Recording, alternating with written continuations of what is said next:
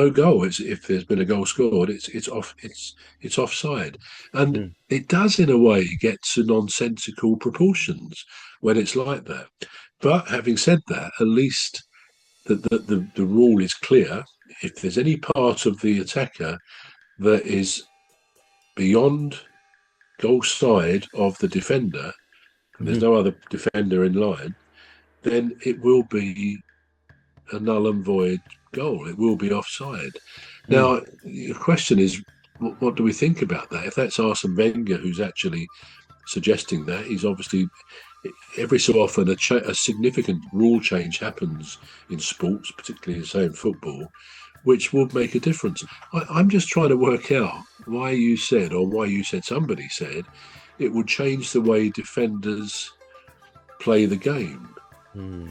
Because they will always want to try and make an opponent offside by going forward if there's a free kick coming over or whatever. So what would they not do, or what would they do differently if they had to completely be offside? Well, I'm guessing that's yeah. I'm guessing that's a rhetorical question, because say they went offside, right? But then there is, all right. So if it's an elbow, that's a little bit offside. That's offside, right? But if they've they'll have to make sure that they are not equal in any proportion at all, even in the littlest proportion with a striker. They would have to completely isolate the striker, won't they? It would have to be, there would have to be a line between and the, so in other words, the onus of proof would be on the defender, not the attacker.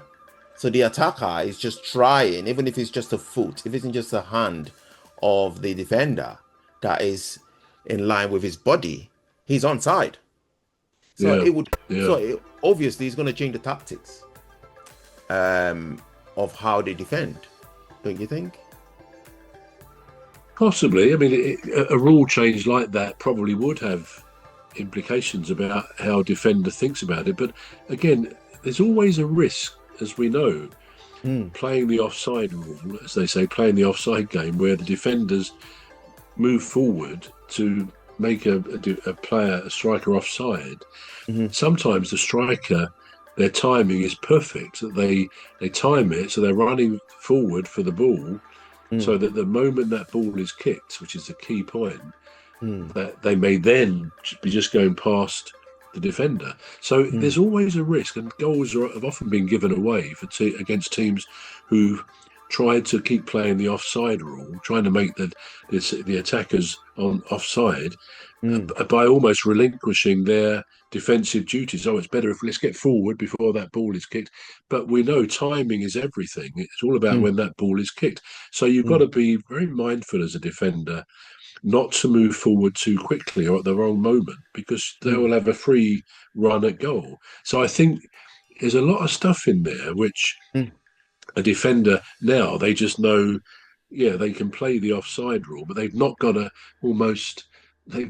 capitulate their defensive duties completely, because they know by staying close to the striker, he's still likely to be offside because of the momentum of going forward. Whereas with this, they know he wouldn't be offside.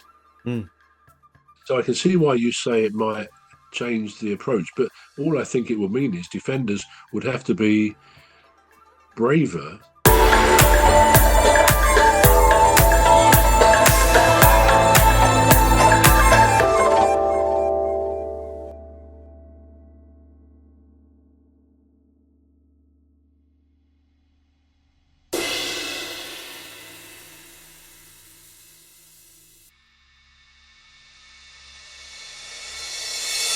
To be braver and riskier to say, we'll get this one offside, because if any part of that striker, if his arm is back, and we find it's the other way around, it's a finger will be just in contact, not in contact, but just over the line of the striker's leg or something.